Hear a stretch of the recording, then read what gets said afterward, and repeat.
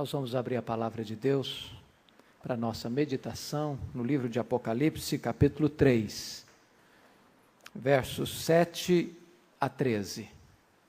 Apocalipse 3, versos 7 a 13. Carta à igreja em Filadélfia. Ao anjo da igreja em Filadélfia escreve: Estas coisas diz o santo, o verdadeiro, aquele que tem a chave de Davi, que abre e ninguém fechará, e que fecha e ninguém abrirá. Conheço as tuas obras.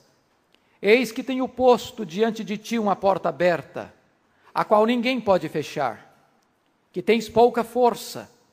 Entretanto guardaste a minha palavra e não negaste o meu nome. Eis farei que alguns dos que são da sinagoga de Satanás, desses que a si mesmos se declaram judeus e não são, mas mentem, eis que os farei vir e prostrar-se aos teus pés e reconhecer que eu te amei. Porque guardaste a palavra da minha perseverança, também eu te guardarei da hora da provação que há de vir sobre o mundo inteiro, para experimentar os que habitam sobre a terra. Venho sem demora, conserva o que tens, para que ninguém tome a tua coroa.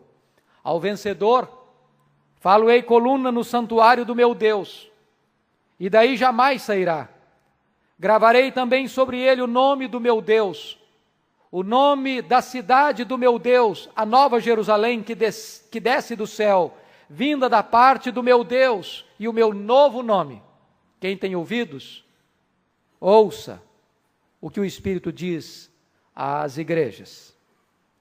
Quero meditar com os irmãos sobre o tema igreja. Olhe para as oportunidades e não para os obstáculos. O Senhor Jesus Cristo está enviando mensagens a 7 igrejas da Ásia, diagnosticando estas igrejas. Para 2 delas, Jesus só teve elogios. A igreja de Esmirna e esta igreja, a igreja de Filadélfia. Para 4 delas, Jesus teve palavras de elogios e críticas. Igreja de Éfeso, Pérgamo, Tiatira e Sardes. Para uma igreja, ele só teve críticas. A igreja de Laodiceia. Nestas cartas que Jesus envia a estas igrejas, ele revela que ele vê a igreja não como vemos. Ele tem uma capacidade de conhecer o que está dentro do coração. O verdadeiro diagnóstico da igreja, quem tem não somos nós, é Cristo. E estas igrejas nem sempre são o que aparentam ser. Na verdade, há gritantes contrastes nestas mensagens, se não vejamos. A igreja de Éfeso era uma igreja ortodoxa, fiel à palavra, fiel à doutrina, mas Jesus descobre nela uma igreja sem amor. A igreja de Esmirna era uma igreja pobre, mas Jesus olha para ela e diz: tu és rica. A igreja de Pérgamo era o local onde estava o trono de Satanás. Mas Jesus olha para aquela igreja e vê irmãos dispostos a dar a sua vida como Antipas, pelo Evangelho, onde estava o trono de Satanás. Jesus olha para a igreja de Tiatira, numa cidade absolutamente comprometida com a iniquidade, com a licenciosidade, mas encontra lá alguém disposto a andar com Deus em santidade. Jesus olha para a igreja de Sardes, e esta igreja tem fama de ser uma igreja viva, e Jesus olha para ela e diz: Sardes, você está morta. Jesus olha para esta igreja de Filadélfia e diz: aos olhos do mundo, Filadélfia, você tem pouca força, mas aos meus olhos, tu és uma igreja fiel, por isso coloquei diante de você uma porta aberta. Jesus olha para a igreja de Laodiceia, que dizia para si mesma: eu sou rica, sou abastada, não preciso de nada. E Jesus olha para esta mesma igreja e diz: tu és pobre, miserável, sim, estás nua. Jesus está dirigindo agora uma carta a esta igreja de Filadélfia, a mais nova das cidades, fundada por Átalo II, por colonos provenientes de Pérgamo, nos anos de 159 a 138 a.C. Essa cidade era importante, porque ela ficava exatamente na rota do correio imperial, como porta para o Oriente. Esta cidade foi chamada, na verdade, de a Porta do Oriente. Essa cidade era uma cidade cercada de muitas oportunidades, e nós vamos ver que ela recebe este nome em virtude de uma deferência especial de Átalo a seu irmão Eumenes, e ele amava tanto seu irmão, que coloca o nome desta cidade que ele estabelece de Filadélfia, amor de irmão. Como que numa dedicação da sua atitude de amor para o seu irmão, ele dedica àquela cidade.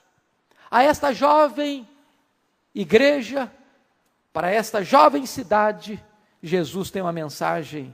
E esta mensagem não é uma mensagem do passado, é uma mensagem para você e para mim. Se não, vejamos. Primeiro, Jesus não só conhece a igreja, ele também conhece a cidade onde a igreja está inserida. Eu chamo a atenção para um dos pontos mais importantes de Jesus Cristo como pregador e mestre. O pregador não pode, o mensageiro de Deus não pode, a igreja de Deus não pode apenas conhecer a palavra. Ela precisa conhecer o povo para quem ela prega.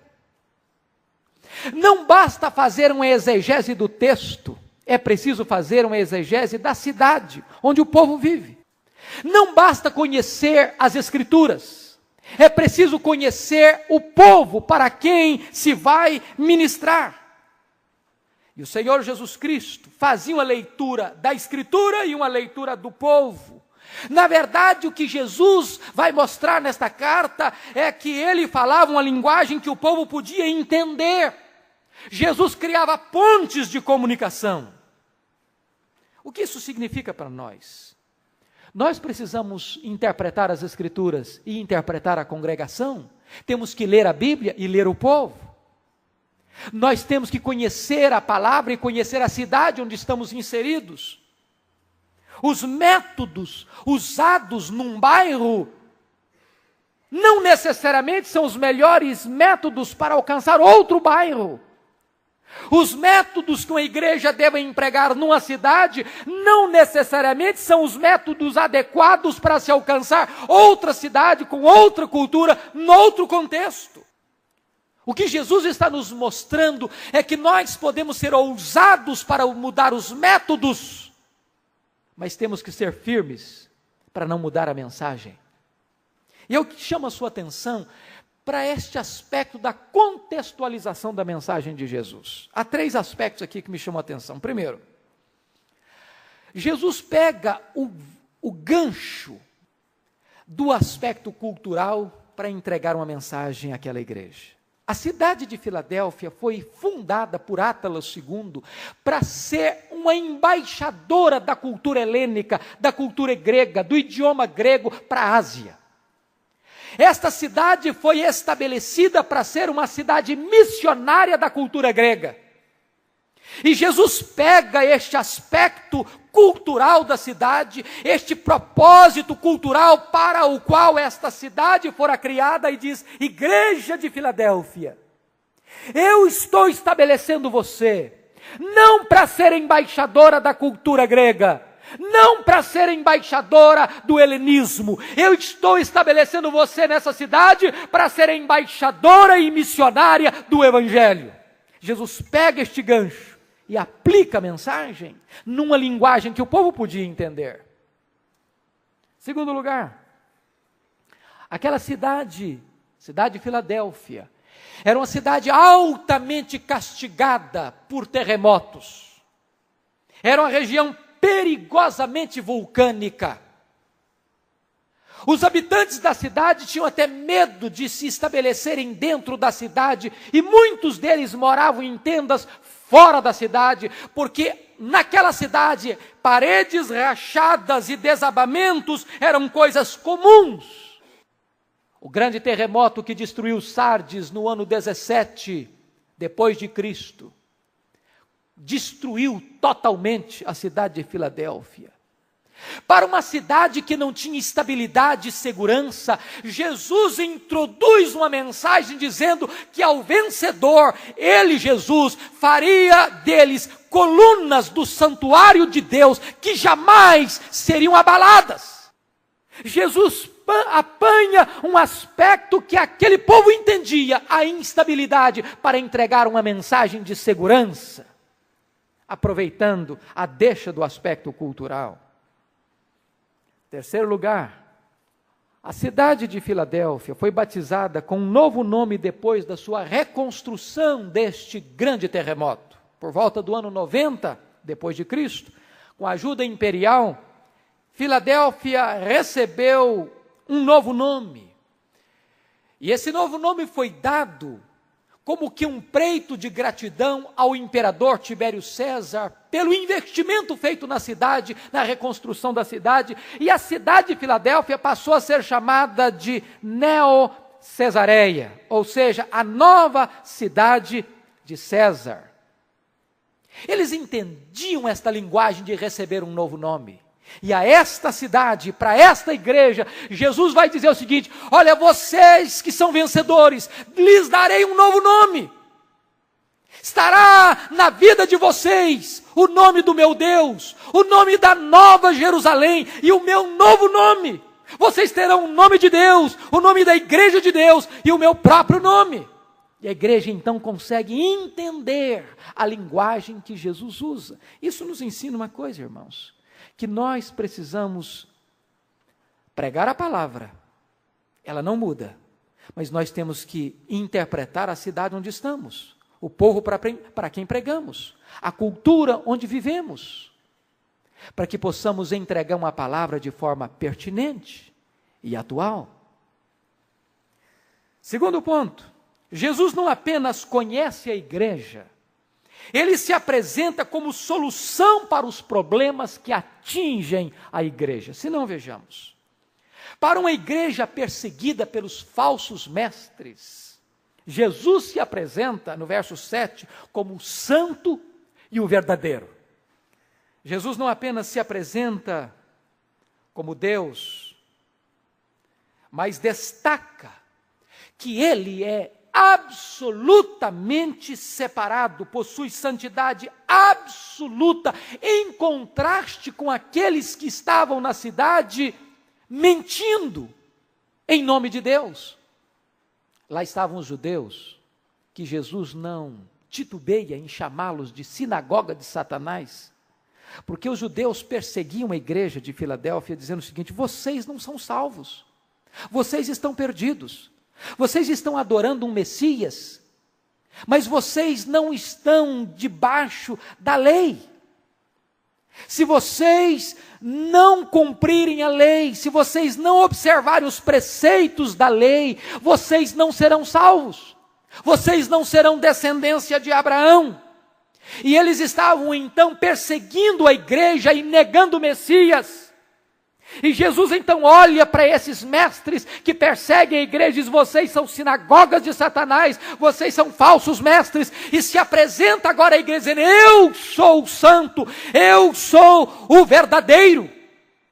Para aquela igreja perseguida, Jesus mostra que ele é a resposta para a igreja. Isso nos ensina um fato, irmãos. A seita dos judaizantes revela para nós um fato comum dos dias de hoje. Preste atenção nisso. Sempre que você encontrar qualquer grupo religioso que pensa ser o dono da verdade, o único dono da verdade, esteja percebido, aí está um sinal de uma seita. Aí está o sinal de uma seita. Os judeus achavam que somente eles seriam salvos. que todos aqueles que não estivessem na observância dos preceitos, do cerimonialismo, da circuncisão e de outros quejandos da lei, estavam fora do alcance da aliança de Deus e da salvação de Deus.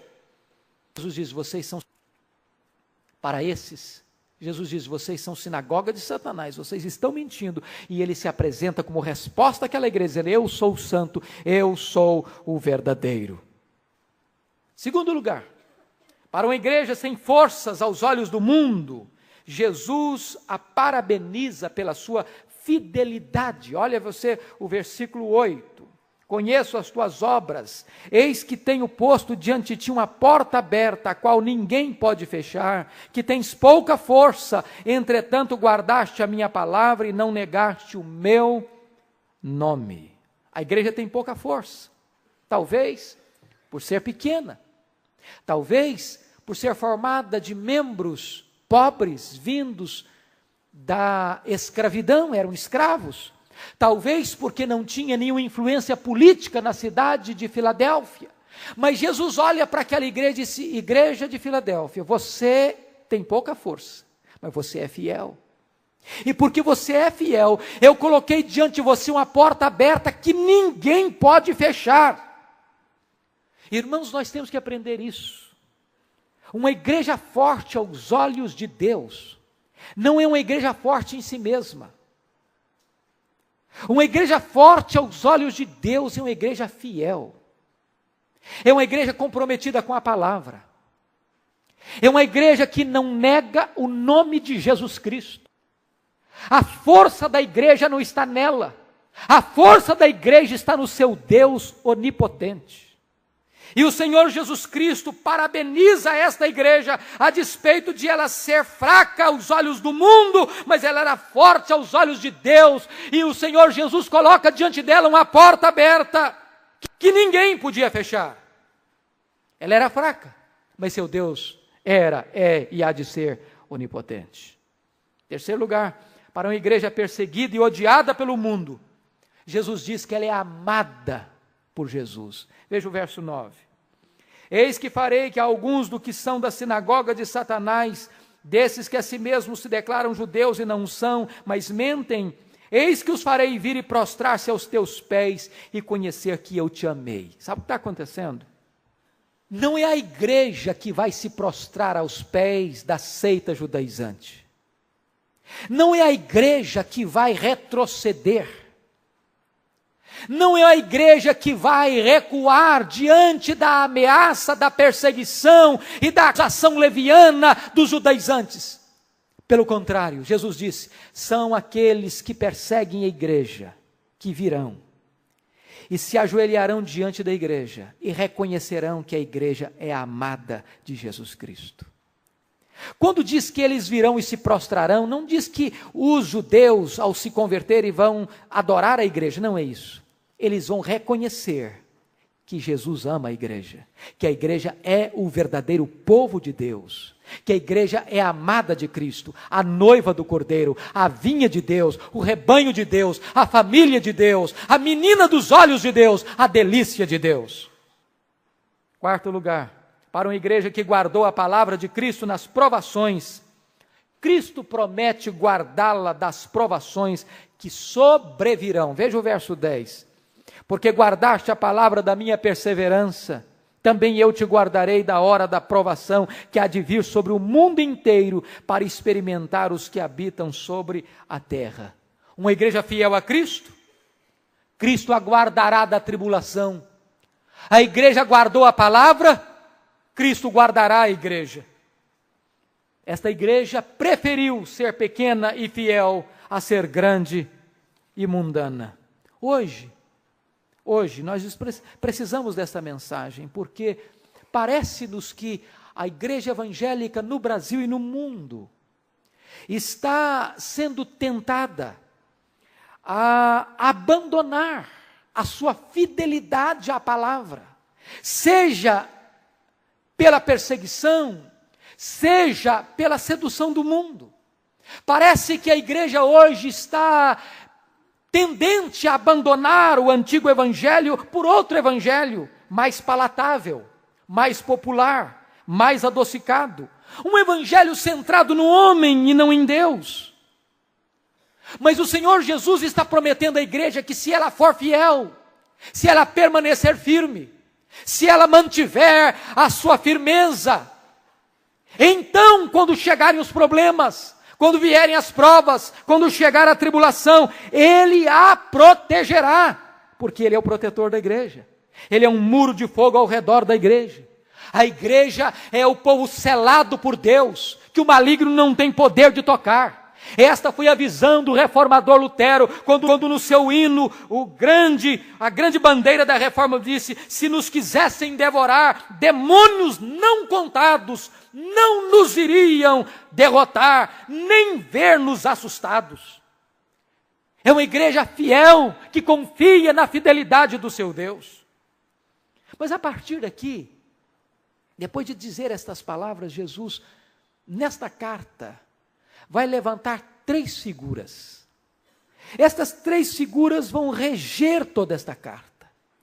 São as 3 imagens que Jesus levanta para o imaginário daquela igreja, que hão de servir de bandeira pedagógica para a igreja. Jesus foi o mestre dos mestres, é o mestre dos mestres, e Jesus ensinava por símbolos, por figuras, muito mais do que por palavras. E as 3 figuras que Jesus levanta são essas: uma porta aberta, uma chave e uma coluna. Se perceberem, esta carta está dividida em 3 aspectos. Primeiro, Jesus se apresenta à igreja, e ele diz que ele é aquele que tem a chave de Davi nas mãos. Depois Jesus se dirige à igreja e dá-lhe uma mensagem, e ele diz: igreja, eu coloquei diante de você uma porta aberta. Finalmente, na conclusão desta carta, Jesus promete aos vitoriosos e vencedores algo extraordinário, uma recompensa e uma herança sublime, e sintetiza esta promessa e esta herança nesta palavra: farei de vocês uma coluna do santuário do meu Deus. Você pode guardar a mensagem desta carta nessas 3 figuras: uma porta, uma chave e uma coluna. Vejamos em primeiro lugar esta figura da porta aberta. Jesus não apenas conhece as fraquezas da igreja, mas coloca diante dela uma grande oportunidade. Versículo 8. O que Jesus quer dizer para nós quando ele diz que colocou diante da igreja uma porta aberta que ninguém poderá fechar? Que porta é essa? Em primeiro lugar, esta é a porta da salvação. Ele mesmo disse em João 10:9, eu sou a porta. Se alguém entrar por mim, será salvo. Entrará, sairá e achará pastagem. No Sermão do Monte, Jesus disse: entrai pela porta estreita, larga é a porta, e espaçoso o caminho que conduz para a perdição, e são muitos os que entram por ela. E Jesus arremata: porque estreita é a porta, e apertado o caminho que conduz para a vida, e são poucos os que acertam com ela. O que Jesus está dizendo aqui? Ele está dizendo que há 2 portas, ambas estão abertas. Uma abre para uma rua larga e cheia de gente, que caminha distraidamente, desapercebidamente, para uma avenida larga que vai dar no inferno. A outra porta também está aberta. Ela vai dar para um caminho estreito, íngreme, não muito densamente povoado. E esta porta vai conduzir à Nova Jerusalém, vai conduzir à vida eterna. Jesus está contrastando aqui 2 portas, 2 caminhos, 2 destinos. Ambas as portas estão abertas e convidam as pessoas. Para entrar na porta estreita, é preciso se curvar, não dá para levar bagagem extra, e não pode passar senão um de cada vez. Jesus disse: eu coloquei diante de você uma porta aberta, esta é a porta da salvação, eu sou a porta, disse Jesus. Mas quando ele diz para a igreja: eu coloquei diante de vocês uma porta aberta, ele quer dizer mais do que isso. Ele está dizendo que colocou diante da igreja uma porta aberta de oportunidades para evangelização. E eu chamo a sua atenção para um ponto extremamente importante. As angústias da cidade, os problemas da cidade, as aflições da cidade, os dramas da cidade, as crises da cidade, os pontos de dor da cidade, não são obstáculos para a igreja, são portas de oportunidade para a igreja testemunhar do Evangelho de Jesus Cristo. O que nós precisamos é olhos para ver. Às vezes nós ficamos entrincheirados, recuados, aquartelados dentro do templo, olhando para a sociedade, para a cidade que se corrompe, para a violência que graça, para as drogas que destroem, para a lassidão dos valores morais que vão destruindo a juventude, a família.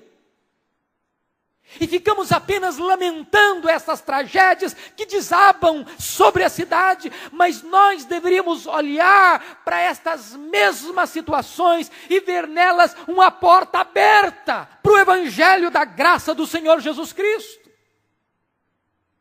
Quando Paulo chegou em Atenas, uma cidade corrompida, uma cidade idólatra, uma cidade que tinha milhares de altares, uma cidade que só na época que Paulo visitou tinha cerca de 30.000 estátuas dedicadas aos deuses. Paulo se revolta ao ver a idolatria da cidade, mas longe de se fechar, ele olha para o contexto da cidade e viu uma porta aberta para a pregação do Evangelho. Quando ele estava preso em Roma, apesar de já ter resultados tão fantásticos, algemado, ele escreve a carta aos Colossenses e pede orações da igreja, diz: igreja, ore por mim, para que Deus abra a porta à pregação do Evangelho. Nós deveríamos estar orando assim, para que Deus abra portas.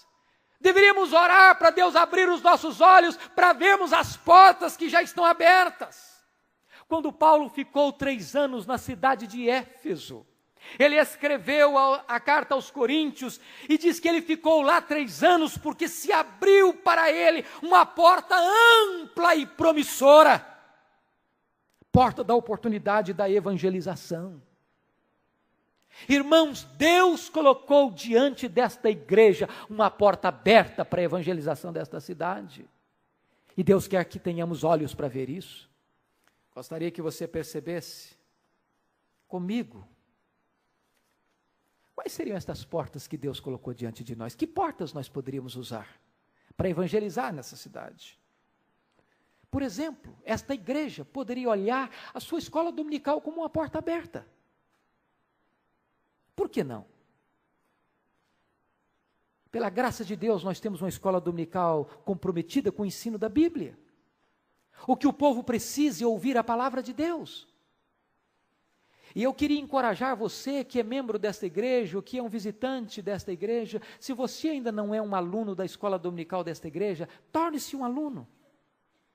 Mas não seja apenas um aluno, traga alguém com você. Eu ontem, pregando na igreja batista da Praia do Canto, ouvi um testemunho de uma pessoa que foi àquela igreja.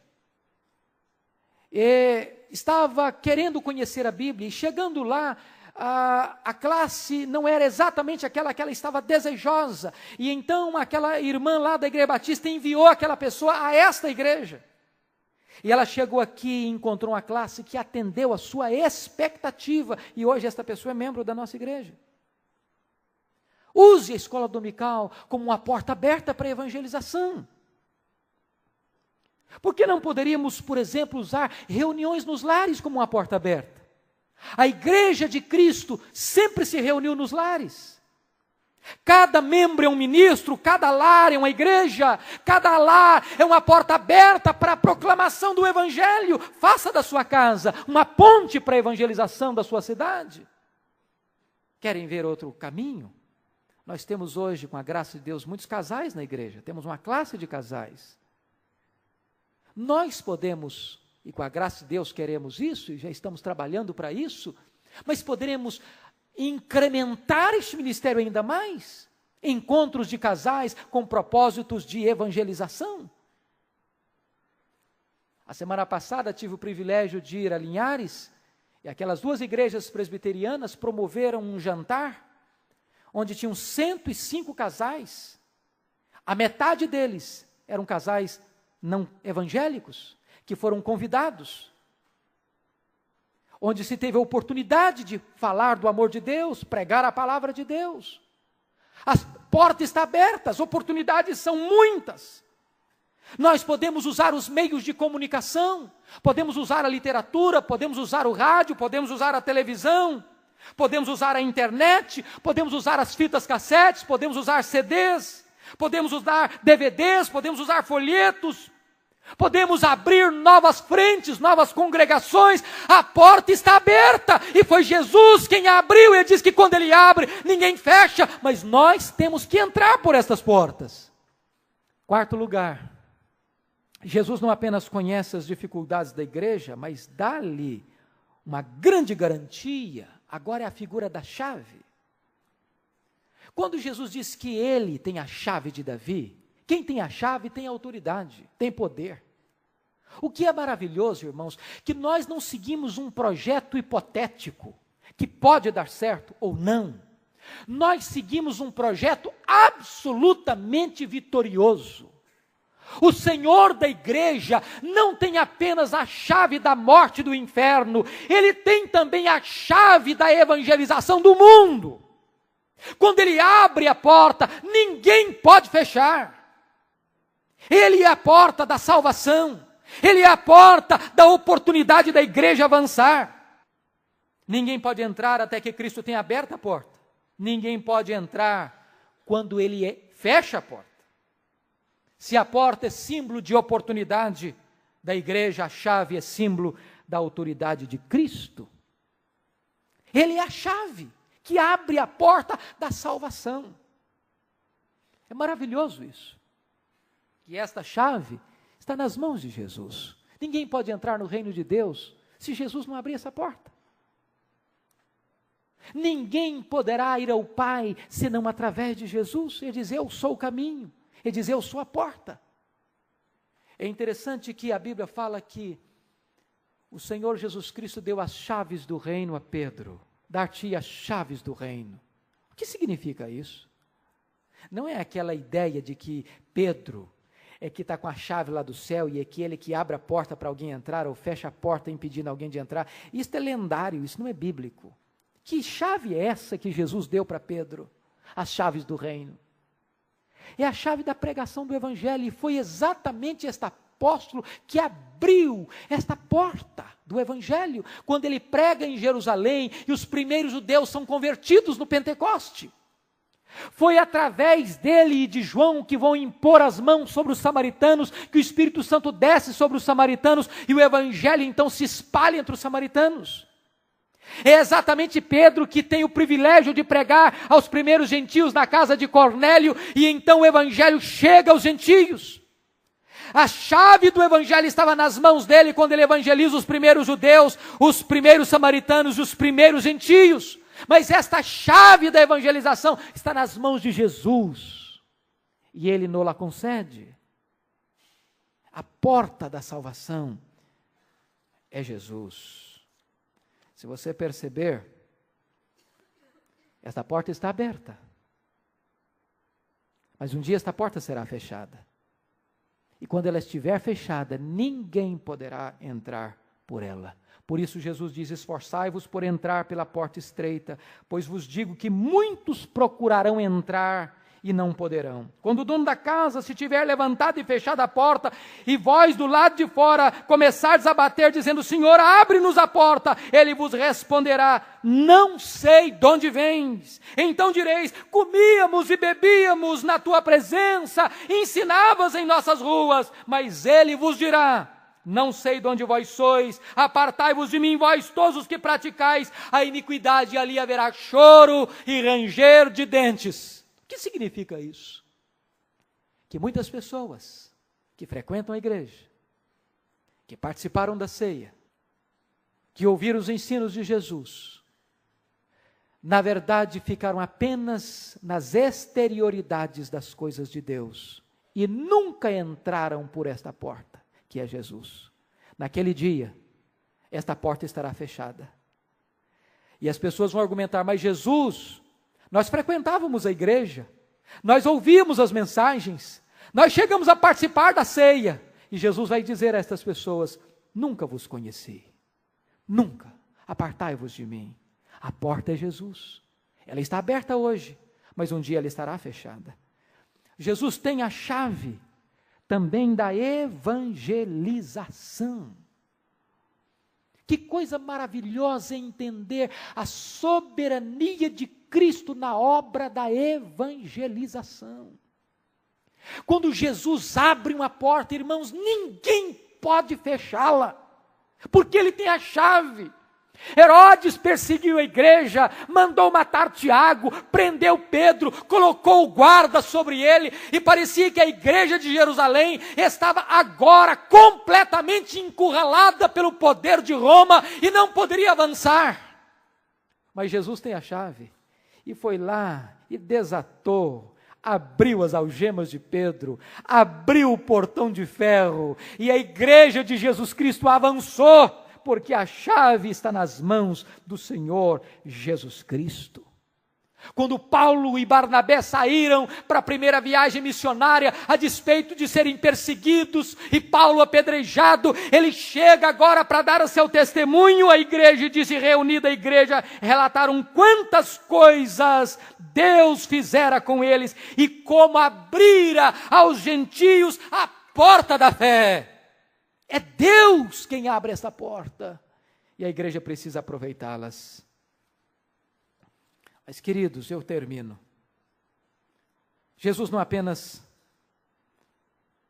conhece a igreja, a pobreza da igreja, a oportunidade da igreja, mas ele diz que se a igreja for fiel, ele trará para a igreja uma grande recompensa e uma sublime herança.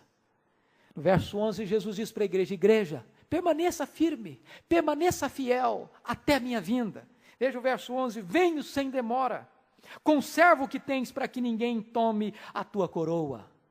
Jesus está dizendo para a igreja: você não precisa de novidade, você não precisa correr atrás da última novidade do mercado da fé. Conserva o que você tem, mantenha-se firme nesse evangelho, não busque outras coisas diferentes, estranhas, novas.